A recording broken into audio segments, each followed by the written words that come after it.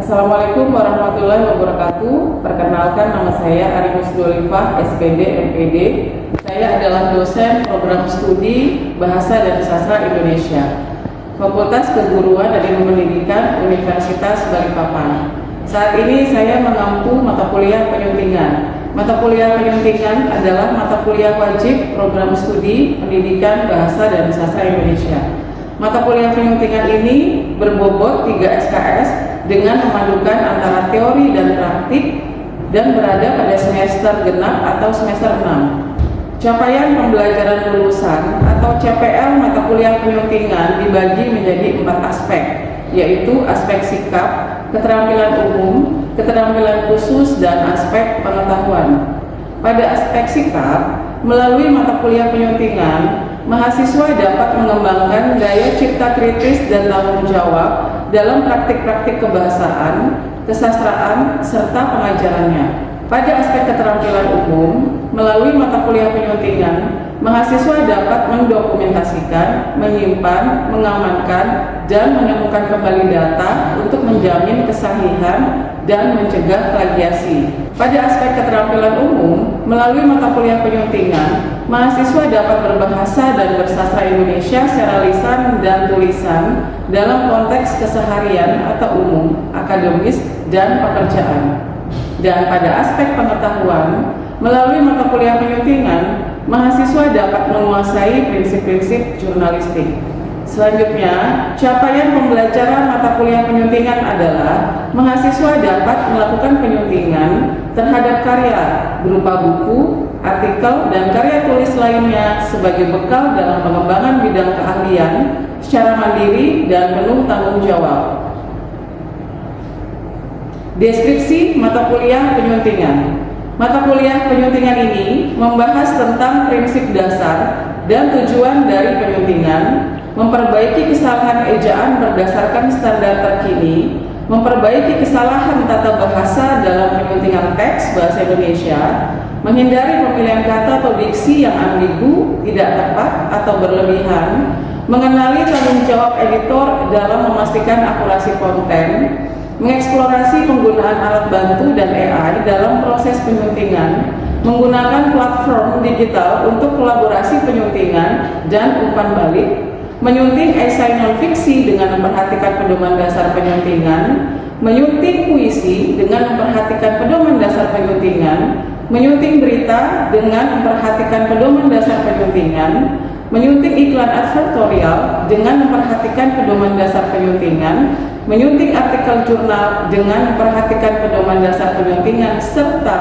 memperhatikan format, gaya penulisan, dan ketepatan referensi.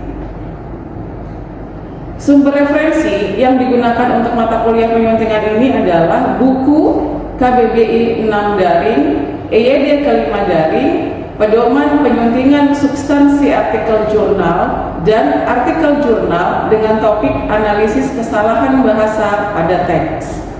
Video pembelajaran kali ini, saya akan mendeskripsikan rencana pelaksanaan pembelajaran pada pertemuan ke-12. Kemampuan khusus atau sub-CPMK pada pertemuan ke-12 ini adalah mahasiswa dapat menyunting berita dengan memperhatikan pedoman dasar penyuntingan. Indikator materi pada pertemuan ke-12 ini adalah mahasiswa dapat membuat perbaikan dengan memperhatikan pedoman dasar penyuntingan. Materi pokok atau bahan kajian pada pertemuan ke-12 ini yaitu yang pertama, tata bahasa yang terdiri atas tataran kalimat yaitu SPOK, kalimat aktif dan pasif, dan tataran paragraf yang terdiri atas kohesi dan koherensi. Yang kedua, ejaan. Ejaan terdiri atas huruf, kata, tanda baca, dan unsur serapan. Yang ketiga adalah diksi.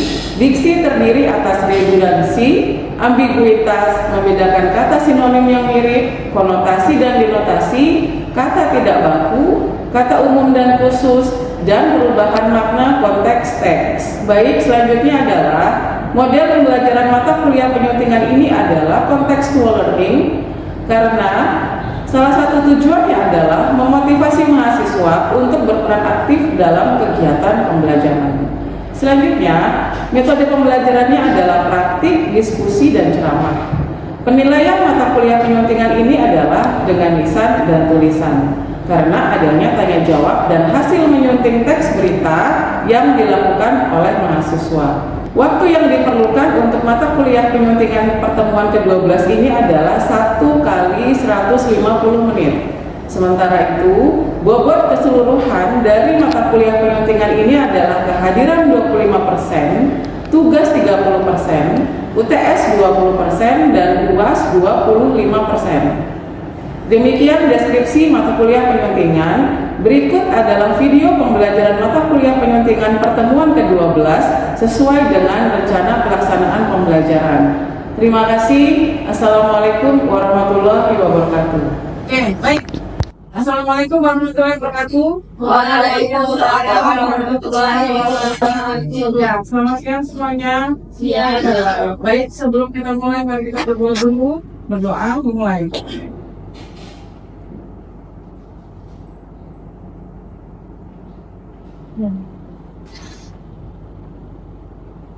Ya, doa selesai.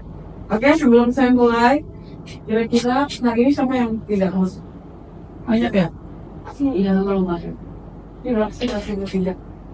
Oke, baik. Jadi hari ini pada mata kuliah penyuntingan ini kita itu kegiatannya adalah kalian akan menyunting teks berita, ya. Beritanya sudah dapat? Oke, masing-masing kelompok sudah ya, karena memang saya bagi per kelompok agar kalian bisa bekerja sama menyunting teks berita. Dan semuanya sudah bawa laptop ya, masing-masing ya. Oke, baik.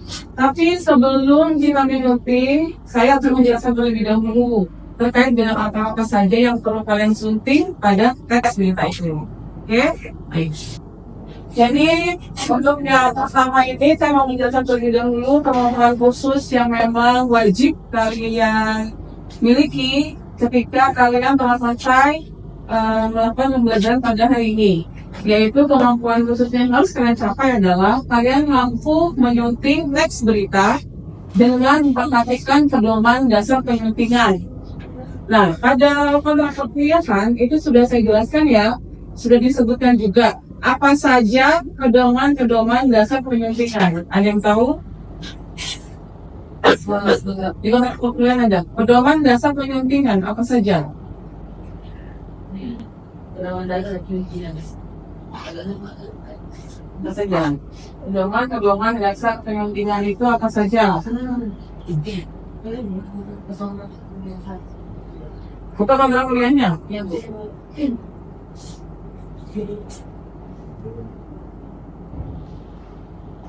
Ya.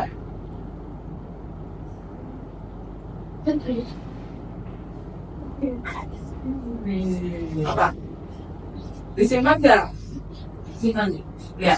Pedoman dasar penyuntingan apa saja? Ejaan, apa lagi? Apa lagi? Tanda baca, apa lagi? Kalimat efektif, ya. Kalimat aktif, pasif, benar? Apalagi diksi. Sudah? Oke. Nah, kesemuanya itu apa pedoman, apa sumber referensi yang bisa kalian gunakan? Iya, buku. Pasti ya. Oke.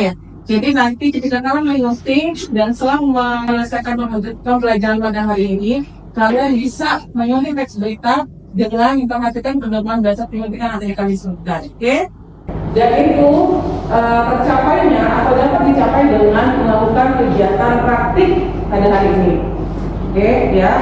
Indikator materinya ya. Jadi materi kita pada hari ini itu adalah menyunting ya, atau membuat perbaikan atau melakukan perbaikan teks berita yang kalian sudah temukan dengan memperhatikan pedoman dasar penyuntingan yang sudah tadi kalian sebutkan ya. Oke, itu materi pada hari ini. Selanjutnya, oke ini ya, kita masuk ke pedoman dasar penyuntingan tadi yang sudah kalian sebutkan. Saya bahas kembali terkait dengan tata bahasa, tataran kalimat yaitu SPOK, kalimat aktif dan pasif, dan tataran paragraf yaitu kohesi dan koherensi. Oke, dan memang tata bahasa ini bisa kita temukan pada teks. Oleh karena itu kita tadi memilihnya adalah teks berita, ya. Oke, selanjutnya adalah ejaan. Ejaan ini terkait dengan huruf, kata, tanda baca, dan unsur serapan. Yang ketiga adalah diksi. Diksi ini terkait dengan redundansi. Sudah tahu kan? Apa itu redundansi? Cari, apa itu redundansi? Itu ini bu. KBBI. Apa itu redundansi? Apa itu ambiguitas? Pengulangan informasi. Pengulangan informasi. Oke, ambiguitas? Makna ganda, ya. Maka itu ganda lebih dari satu. Oke, jadi nanti 3 poin inilah yang akan kalian pakai untuk menganalisis atau menyunting teks berita. Tapi untuk kali ini saya membatasi, saya hanya menugaskan kalian untuk menyunting dengan menggunakan pedoman dasar penyuntingan yang kalimat aktif dan pasif, dan ejaan hurufnya saja, huruf kapital. Oke? Huruf. Kalau huruf itu banyak ya, ada huruf apa aja? Kalau bicara tentang huruf itu yang dalam EYD 5 itu ada apa saja? Piring, huruf kapital, ya. Nah itu nanti apa yang kalian lakukan. Jadi hanya 2 saja yang kalian lakukan untuk menyunting pada hari ini. Oke? Selanjutnya, nah ini sudah saya buat ya untuk materinya terkait dengan kalimat aktif dan kalimat pasif yang memang akan kalian gunakan sebagai acuan untuk menyunting teks berita. Di sini ada pengertian dari kalimat aktif, yaitu kalimat yang subjeknya itu melakukan satu tindakan terhadap objek. Subjeknya melakukan tindakan terhadap objek. Berarti kalau misalnya kita bicara tentang kalimat aktif yang subjeknya melakukan satu kegiatan terhadap objek, kalian harus tahu penempatan atau polanya dari subjek yang mana, predikat yang mana, objek yang mana, keterangan yang mana itu dulu. Kalau itu kalian tidak tahu, kalian akan sulit menemukan kalimat aktif dalam teks berita. Oke? Subjek sudah tahu kan apa itu subjek? Apa itu subjek? Subjek itu apa? Yang itu Subjek? objek Subjek. Pokok bahasan. Oke. Subjek itu bisa disebut dengan pokok bahasan atau apa yang dibicarakan atau siapa yang berbicara. Benar? Terkait dengan subjek bisa konsep, bisa manusia ya. Nah kalau untuk kalian kan tidak mungkin kalau kalimat aktifnya itu ayah bekerja di kantor. Kan tidak mungkin seperti itu kan. Pasti kan subjeknya itu berupa konsep sesuatu kan, teori-teori begitu. Oke? Nah kalian harus jeli bagaimana kalian menentukan bahwa itu subjek atau itu bukan subjek. Oke? Terkait dengan kalimat aktif. Nah ini contoh yang mudah ya, yang bisa kalian temui lah di berbagai macam sumber referensi. Untuk contoh dari kalimat aktif, ibu masak nasi goreng SPO ya, jadi akhir menulis surat. Nah sekarang kalimat pasif. Apa itu kalimat pasif? Kalimat pasif adalah kalimat yang objeknya menjadi fokus dan menerima tindakan dari subjek. Nah ingat ya perbedaannya antara kalimat aktif dan kalimat pasif. Kalau kalimat aktif yang berperan adalah subjeknya, kalau kalimat pasif yang berperan adalah objek. Ingat ya, ini bisa dipoto biar nanti bisa mudah untuk kalian, atau kalian bisa mencari di sumber referensi yang lain, banyak kok. Oke? Nah, kalau dari kalimat aktif sendiri ya, kalau misalnya kita kembali ke kalimat aktif, poin yang kedua yang B ini predikatnya biasanya menggunakan kata kerja berawalan me. Apa contohnya? Kata kerja yang berawalan me. Apa contohnya? mencintai. Yang mencintai itu kata kerja. Jadi kan kamu yang memberikan cerita itu kan sering mencintai apa? Memasak, apa lagi? Memukul. Nah itu yang bekerja, yang melakukan suatu pekerjaan atau tindakan. Oke? Nah sekarang kalau untuk kalimat pasif, yang B ini predikat biasanya menggunakan kata kerja berawalan di. Biar nyambung ya, kan tadi dicintai. Kalau di dipukul, apa lagi? Cubit, apa lagi? Dipaksa, banyak ya. Diperas, ya lagi memang lagi viral ya. permainan kita bisa nih. Oh ya, ya. Ada nggak yang cerita itu?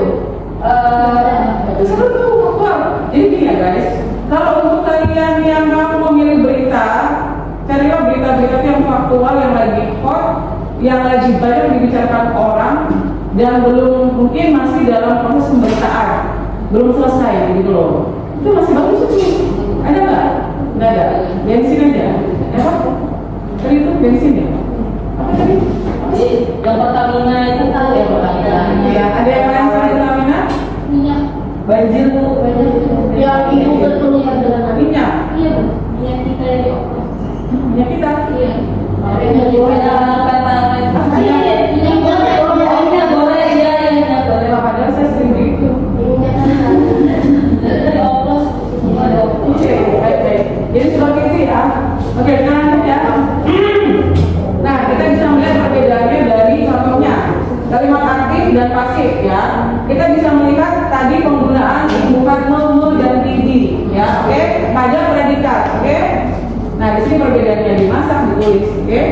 Nah, itulah nanti yang akan kalian gunakan sebagai pedoman untuk menyunting. Ingat, ini kalimat aktif itu seperti ini. Kita cari di teks berita apakah ada kalimat aktifnya.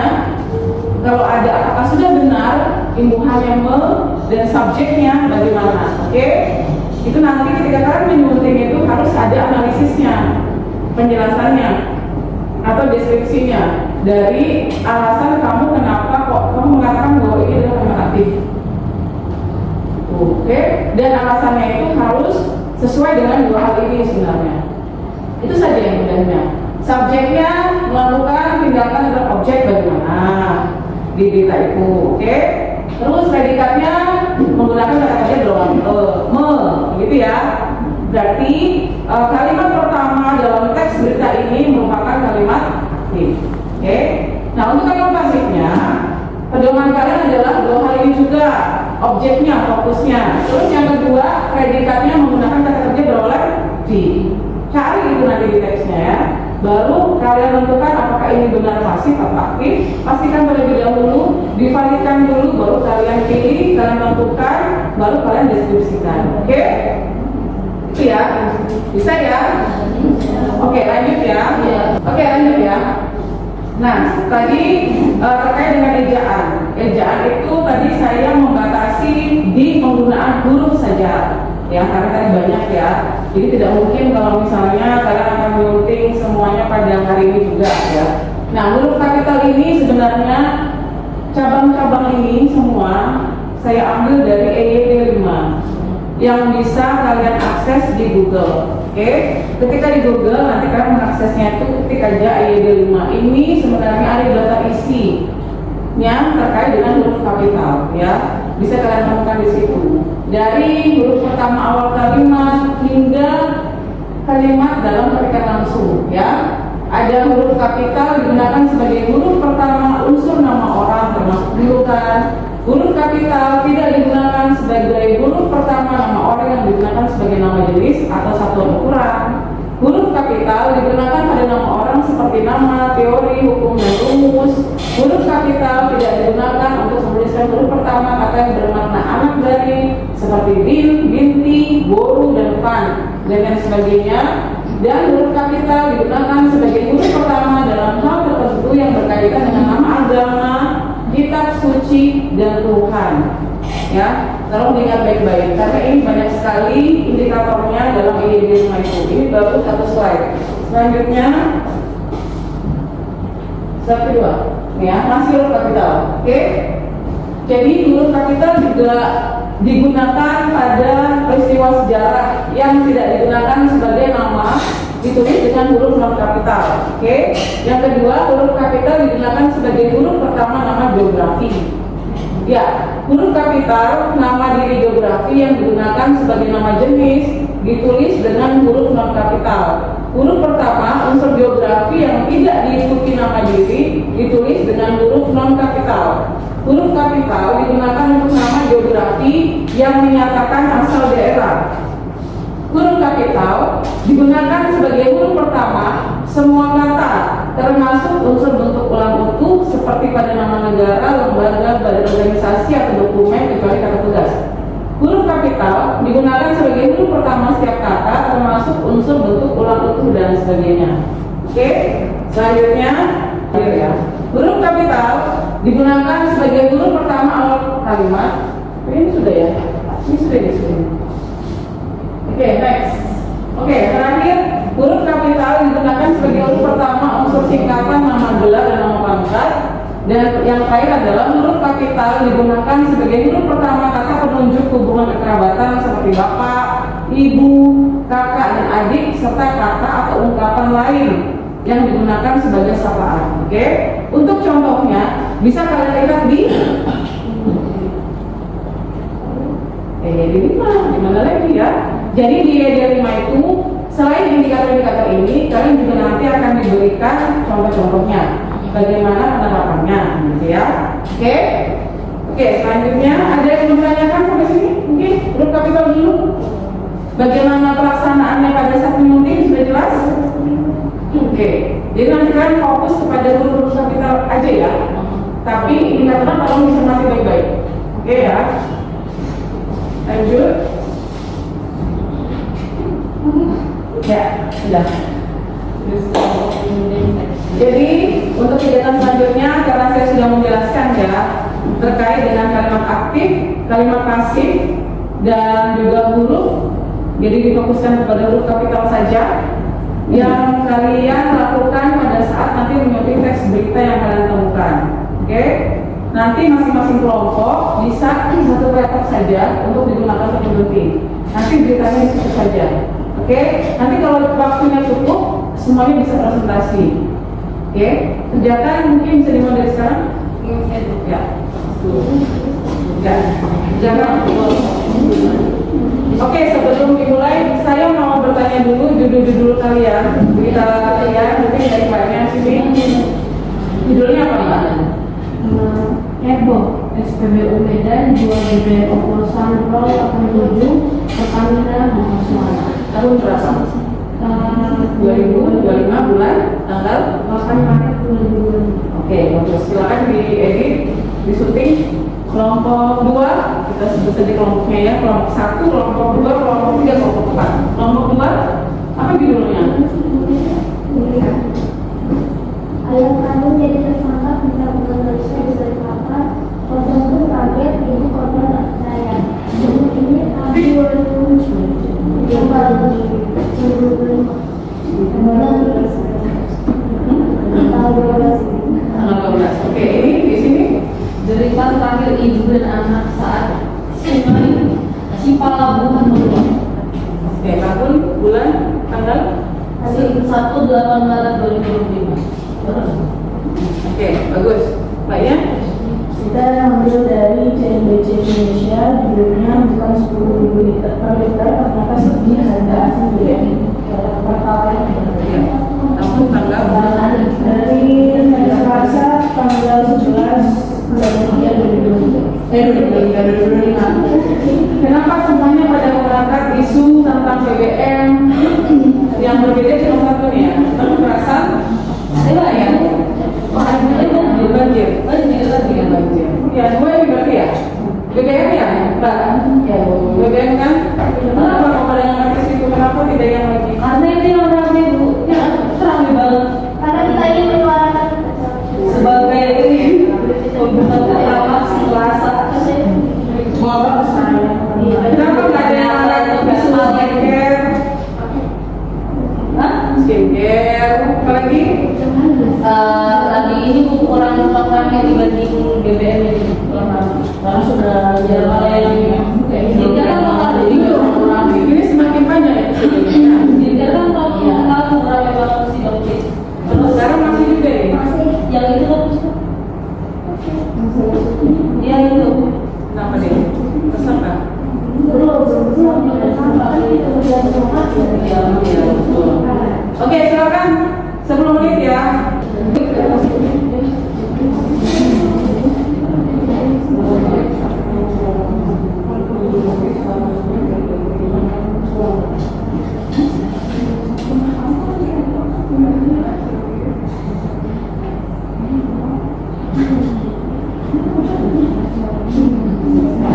Ayo sudah.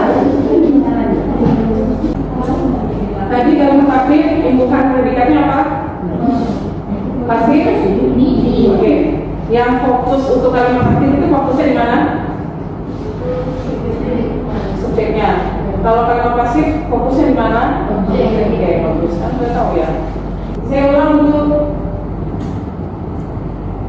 Kalimat aktif dan pasif.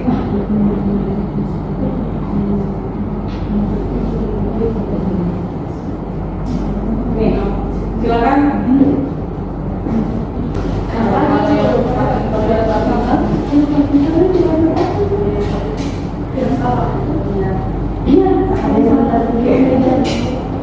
Ini beritanya, judulnya kuliah.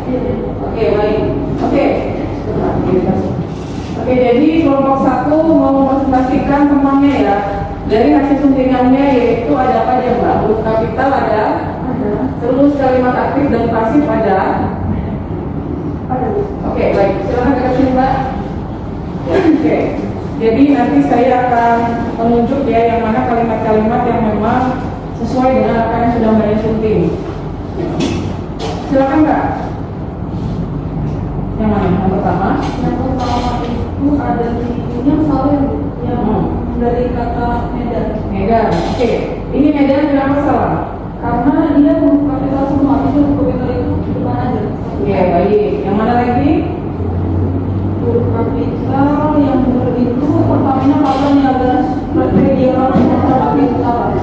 Huruf kapital depan Kenapa? huruf kapital yang Pertamina Patra Niaga Regional Sumatera bagian utara. Itu benar ya. Karena itu singkatan Sumbagu. Itu Sumbagu itu Sumatera bagian utara. Berarti harusnya di sini ya. Karena Pertamina Patra Niaga Regional kan kapital. Dan terus Sumbagu kapital juga. Harusnya enggak, bukan kapital itu. Bukan singkatan itu closing ya. Oke, lanjut yang mana lagi Mbak? Ini untuk kalimat pasif. Ya, kalimat pasif yang mana? Yang mana?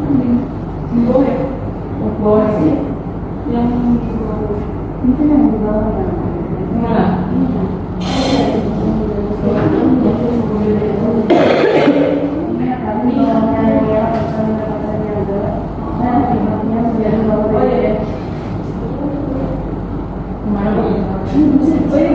BBM yang dibawa oleh para tersangka.